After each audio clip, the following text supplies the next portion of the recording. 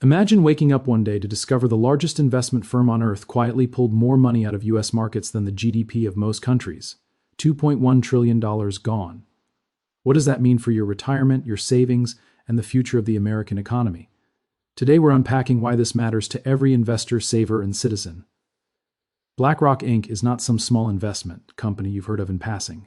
It's the world's largest asset manager, overseeing more than $12 trillion to $13 trillion in assets under management, spread across stocks, bonds, exchange-traded funds, ETFs, private credit, real estate, and increasingly global markets.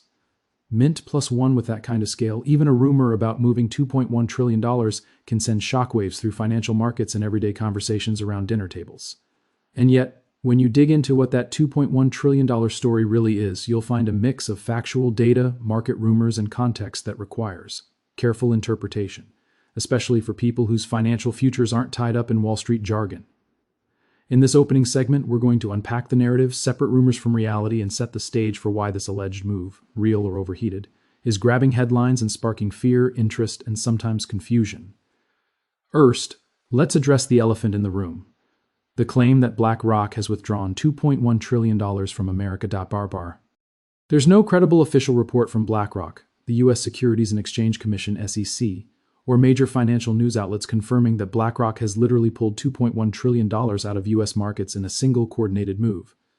Some social media posts and YouTube videos have made this claim, framing it as a capital exodus engineered by institutional investors to trigger a market shift. But let's pause here and ask a critical question. What does it mean to withdraw assets? In the world of finance, money doesn't get packed into suitcases and flown out of a country.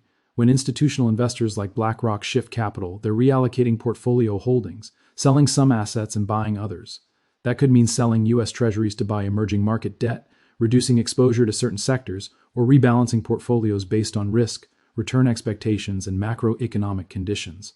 What sounds dramatic, $2.1 trillion left the country, may simply be institutional rotation, risk management, or strategic repositioning, all perfectly legal and often part of normal portfolio strategy. Here's where reality checks and market context come in.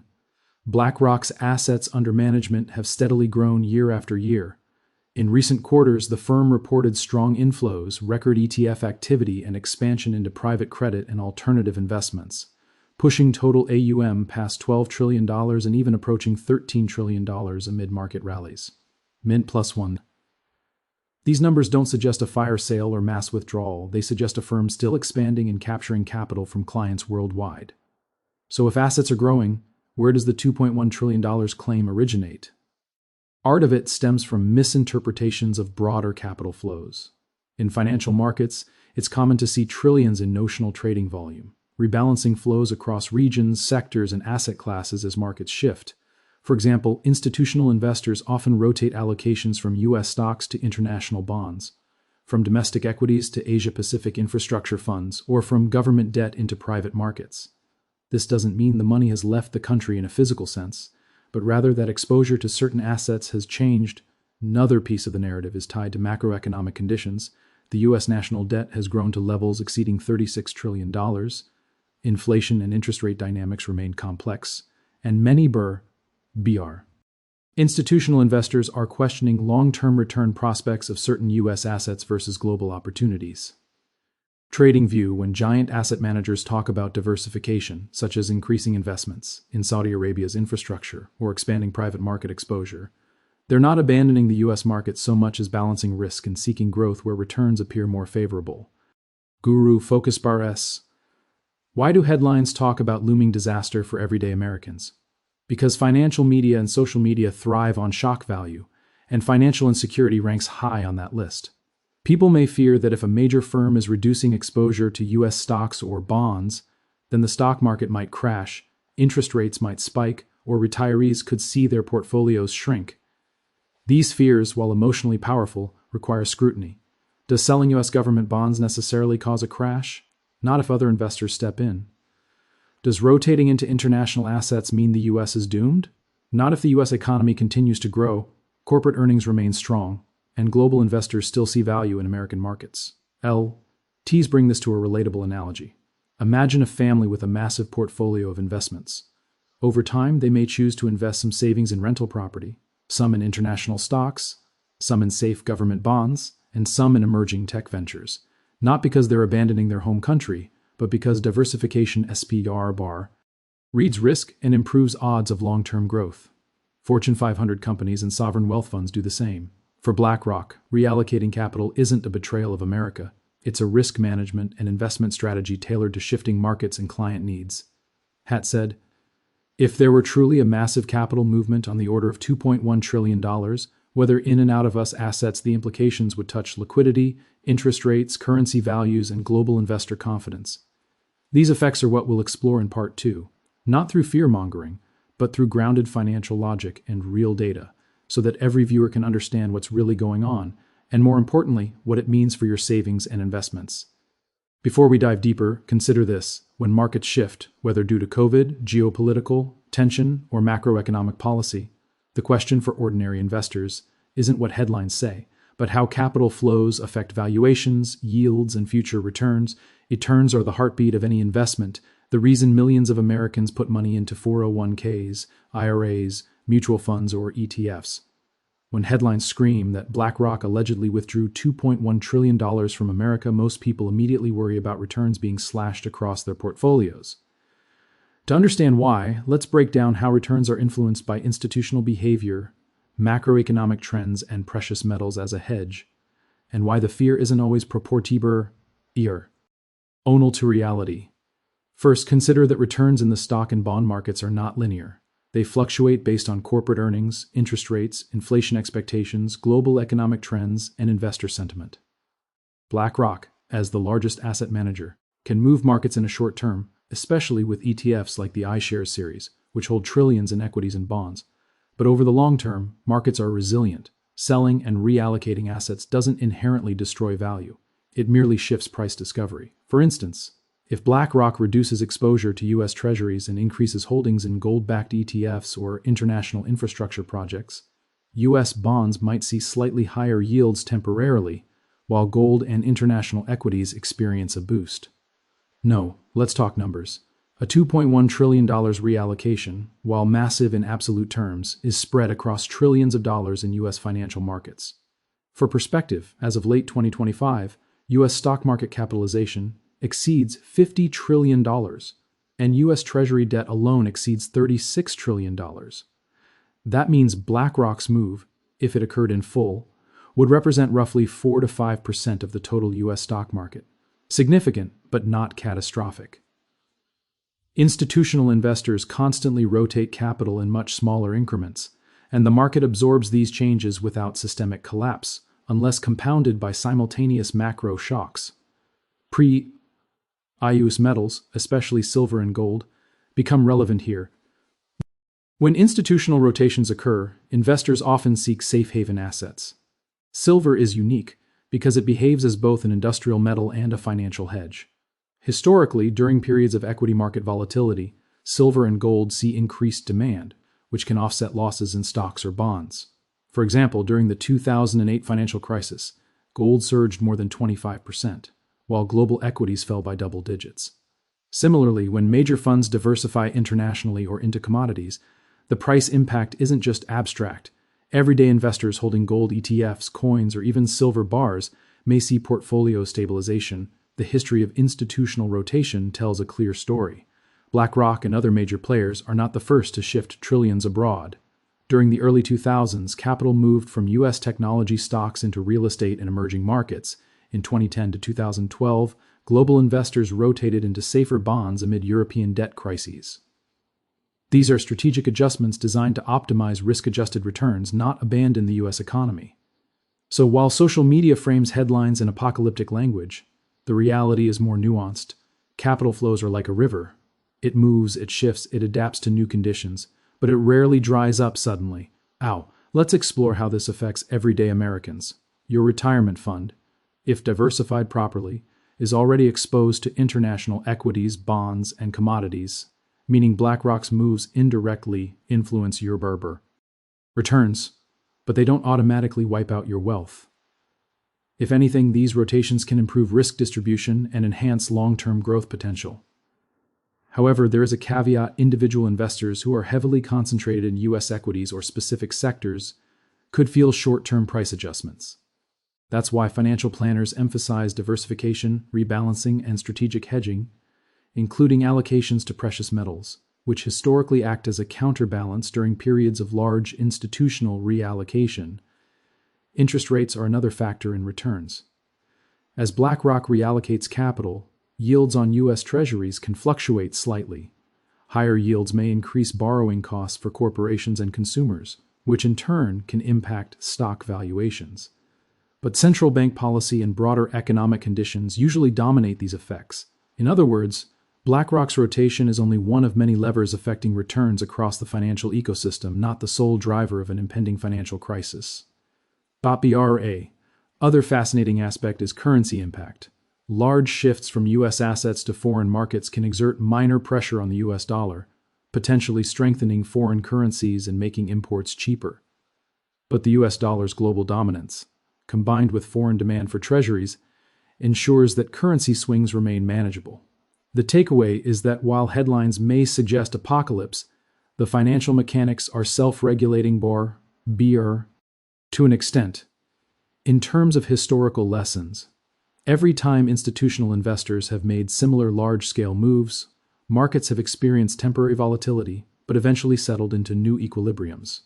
For instance, during the early 1990s Japanese asset bubble, U.S. investors shifted capital internationally, causing temporary shifts in U.S. stock and bond yields, but markets corrected over time, and returns normalized. Likewise, in 2020, the pandemic prompted massive institutional rotations into tech stocks and precious metals, leading to short-term spikes and dips, yet investors who remained diversified and disciplined saw strong returns over the next few years. The ultimate point is clear: returns are influenced by behavior, but fear-driven narratives are rarely accurate representations of long-term outcomes. For investors, understanding asset reallocation, diversification, and market mechanics is far more important than reacting to viral claims about $2.1 trillion exits. For example, if BlackRock reallocates assets into silver, gold, and emerging markets, savvy investors could follow similar strategies to protect and grow their wealth. Analogies like a portfolio river, which shifts to find stability and optimize flow, help make these abstract moves tangible for everyday investors. Finally, as we move into the next part, it's crucial to explore the implications of this capital rotation beyond returns, including inflation, interest rates, market liquidity, and the potential opportunities in precious metals. Returns, after all, are only one piece of the puzzle. Understanding implications allows investors to take informed action rather than reacting to fear. Implications of a massive capital reallocation by BlackRock or any institutional giant are multi-layered and ripple through every corner of the financial system. While returns tell part of the story, the broader consequences touch inflation, interest rates, market liquidity, investor confidence, and opportunities for ordinary individuals.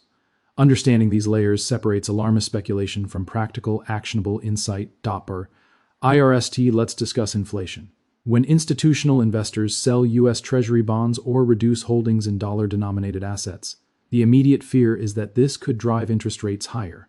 Higher rates tend to increase borrowing costs for corporations and households, slowing economic activity, which theoretically could reduce inflation. Conversely, if capital flows into commodities like gold, silver, or energy, it can create upward pressure on prices for these assets, feeding localized inflation in those markets. For example, during the 2020 to 2022 period, a surge in silver demand alongside industrial supply constraints caused silver prices to jump more than 40% in less than 2 years. In simple terms, capital rotation doesn't uniformly impact all prices. It shifts where and how inflation manifests. Market liquidity is another critical factor. Liquidity refers to how easily assets can be bought or sold without dramatically affecting their price. If a large firm like BlackRock reallocates billions of dollars, liquidity in certain markets could temporarily tighten. Stocks with smaller market capitalization or bonds in niche sectors may experience price swings, whereas large-cap U.S. equities or treasuries are far more resilient. This is why investors should understand the size and scope of their exposure, and why ETFs, mutual funds, and commodities often serve as buffers during periods of high institutional activity. Investor confidence is subtle but powerful. Headlines about trillions, leaving America create a psychological impact that can amplify market volatility. Individual investors often overreact, buying high out of FOMO or selling low out of fear. Here's where understanding the difference between perception and reality matters. While BlackRock's moves may influence market prices, they do not dictate the fundamental health of the economy. US GDP, corporate earnings, consumer spending, and technological innovation continue to drive long-term growth, independent of headline-driven panic.br. What does this mean for everyday investors? First, diversification remains essential.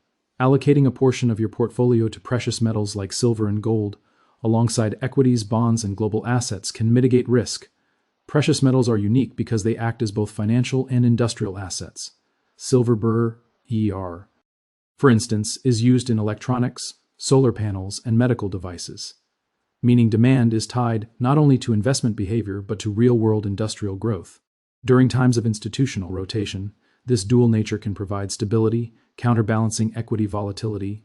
Secondly, rebalancing your portfolio in response to shifts rather than in reaction to fear is key. BlackRock's movements illustrate macro trends, increasing exposure to emerging markets, commodities, and alternative investments, while moderating exposure to domestic equities or bonds. Savvy investors can adopt similar strategies, maintain U.S. exposure hedge with commodities, and explore global opportunities. The goal isn't to mimic every move of a trillion-dollar firm, but to understand why capital flows where it does and how to position yourself accordingly. Bar. ETs also discuss historical context. During previous waves of institutional reallocations, such as the early 2000s technology to real estate shift or post-2008 recovery, short-term volatility was often exaggerated by media narratives. However, investors who remained disciplined and diversified benefited from long-term gains. Applying that lesson to today, even a hypothetical $2.1 trillion shift can be managed strategically, rather than feared. Interest rates and central bank policy remain the ultimate backstops. While BlackRock's reallocations can influence yields temporarily, the Federal Reserve and other policy mechanisms maintain overall bear stability. Rate fluctuations might alter mortgage costs, corporate borrowing, and bond yields, but they don't trigger automatic market collapse. For everyday investors, this reinforces the principle: diversification, discipline, and informed allocation decisions outweigh chasing sensational headlines. Finally, let's explore opportunities. Major capital rotations create openings in overlooked markets. Precious metals, renewable energy, emerging market infrastructure, and tech sectors with strong fundamentals may benefit from institutional attention. For example, silver prices historically outperform during periods of uncertainty or when institutional investors increase commodity allocations. ETFs that track precious metals or mining companies provide accessible ways for ordinary investors to participate while hedging against market volatility. In essence, the narrative of BlackRock withdrawing $2.1 trillion from America is more nuanced than the headlines suggest. Capital is not disappearing. It is redistributing, seeking optimal returns and risk mitigation. For individuals, the takeaway is to focus on informed decision-making, understand how returns, liquidity, inflation, and investor behavior interact, and position your portfolio to benefit from trends rather than panic over them. The story of BlackRock allegedly withdrawing $2.1 trillion from America is far more complex than dramatic headlines suggest. While the number sounds staggering, in reality it reflects capital reallocation, risk management, and strategic diversification, not an apocalyptic exodus. We've explored how these moves can influence returns, liquidity, interest rates, inflation, and investor confidence, yet the U.S. economy and global markets remain resilient. The key lesson for everyday investors is that fear-driven narratives often exaggerate short-term turbulence, while informed strategies like diversification, portfolio rebalancing, and hedging with precious metals offer practical protection and growth potential. By understanding the mechanics behind institutional capital flows, historical precedents, and the interplay between domestic and global markets, you can turn headlines that seem alarming into opportunities to make smarter, more confident financial decisions. Ultimately, your financial security doesn't depend on panic, but on knowledge, preparation, and disciplined action in navigating the shifting currents of global capital